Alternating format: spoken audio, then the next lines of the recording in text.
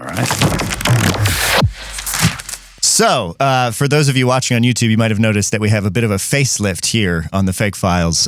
New layout that I have been troubleshooting and trying to put back together after my SSD died on me last week. So, I ask you to bear with us for any visual glitches, and our audio listeners, I ask you to bear with us for any audio glitches, because the sort of entire thing has been recreated, and I didn't have a lot of time to test it. So, we're just kind of running with our fingers crossed.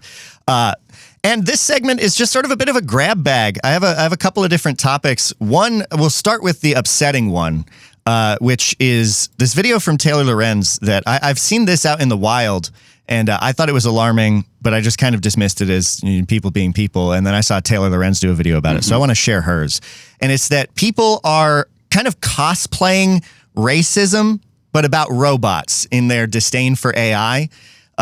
I'll let Taylor just introduce the video because she has some great clips and stuff. And you should check out this video. We'll put it in the description. Why People Are Role-Playing Robot Racism by Taylor Lorenz. Here's the video. Over the past few months, a trend has emerged on TikTok, YouTube, Instagram, and X where people recreate 1950s style racism towards robots. They mock robots as a marginalized group using the same tone as old school racists. They use derogatory nicknames like clanker, which is the most popular slur for robots today, alongside others like wireback or cogsucker. You might have come across some of these videos in your Twitter feed or on your For You page.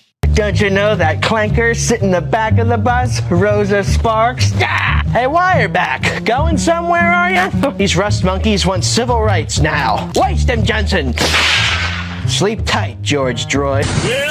Well, look who we have here, boys. A lost clanker. New software update. Wrong part of town, buddy. Didn't you see the sign outside?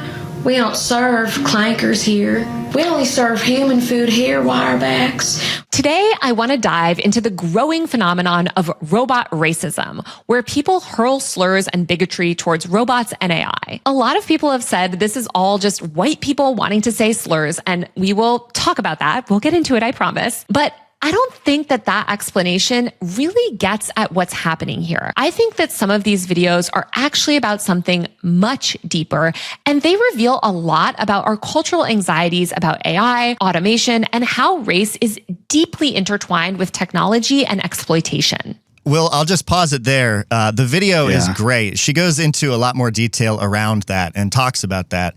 And I think she makes a lot of great points. She also talks about the history of the word robot, which actually comes from talking about drudgery and manual labor. That's my wife, Brooke, in the background. I won't just recap the entire Taylor Lorenz video, but I do want to talk about it a little bit because it's part of like the general backlash around AI, but this makes me pretty deeply uncomfortable. Yeah, that was the example videos were just uncomfortable to watch, right? Because you realize how ugly we as humans can be, and like that it's our nature to be that way to anything that we view as different. We want to find a way to have this big us versus them type of thing, or in-group versus out-group, and it's it makes your stomach turn a little bit, even when it's in jest.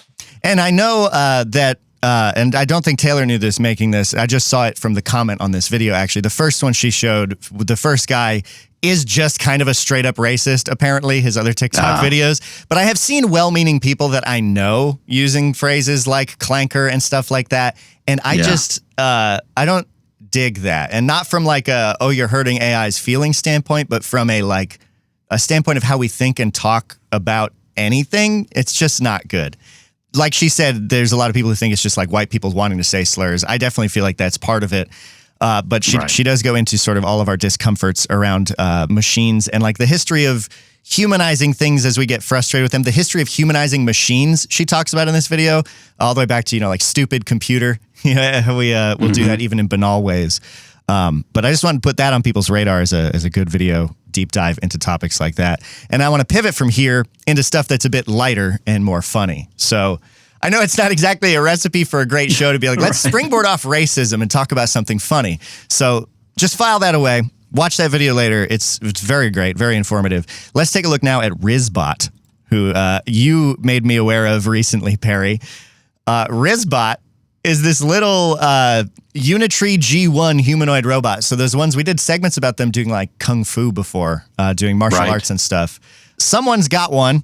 This person whose name we'll get into. Kyle Morgenstein, PhD student at UT Austin's Texas Robotics program, taught Lady Gaga dance moves to RizzBot, as well as a whole bunch of other things. I'll show you a video first. I'm butchering this intro. You just got to see RizzBot to know what's up.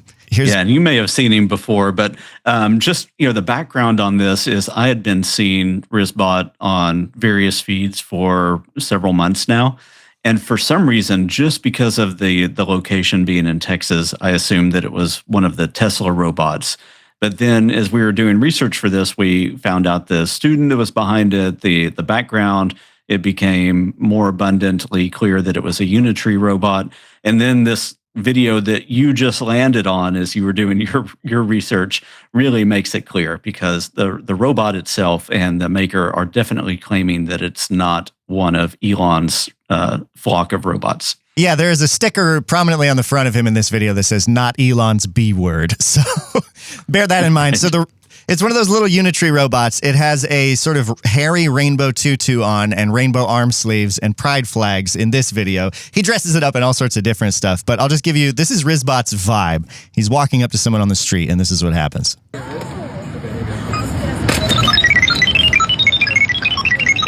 Hey, my name is Jake, but perhaps better known as RizzBot.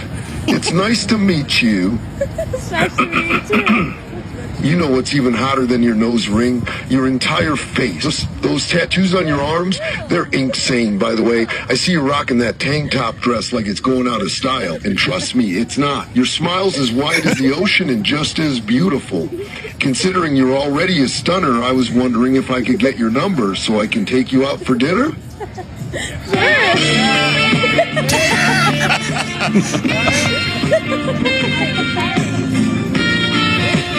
And now he starts sort of walking slowly forward and back. RizzBot has apparently two modes. He's got insults and he's got compliments. And that is RizzBot in full compliment mode. I think it's so funny. He's got like a cowboy hat on and stuff. Yeah, he's a ton of fun to watch. And, no pun intended, but like hats off to the maker, right? He found a way to do his fun robotics project for school that's both fun and serious, but then he's also like figuring out ways to make the thing that he's doing go viral, which is going to pay off in a lot of career ways later, I think. Yeah, no, absolutely. There's this great article on KXAN about behind RizzBot and the story of it. And he says that they started by teaching RizzBot using dance simulations that taught it how to angle its joints for optimum Rizz and move around like that. The team used data gathered through motion capture technology to map the dance moves to the robot. I'm pretty sure, like, it seems pretty obvious that there's like an LLM running to come up with the various Rizzy statements. Sounds very LLM-ish. Yeah. But this is super cool. It's another thing people have gotten up to. And in the last 2 minutes of this segment, the last thing that people have gotten up to doesn't have anything to do with AI, but I just think it's so delightful, I have to share it. It's the Juggling Lab. This new application came out that, actually, it's not that new. It came out a couple of years ago, but it just kind of picked up steam as some of these things are wont to do. Juggling Lab is an application for creating and animating juggling patterns. Its stated main goals are to help people learn juggling patterns and to assist in inventing new ones. And so it is ostensibly an app for jugglers to very specifically create new routines. Really cool. And people have been doing some very creative things with it.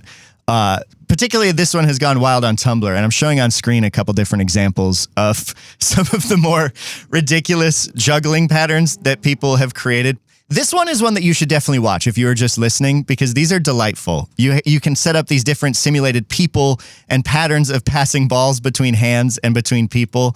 And so people are naturally treating it sort of like a procedural animation engine and doing some really creative and silly things with it, including like there's a guy with like 100 arms juggling thousands of balls flying around in real time.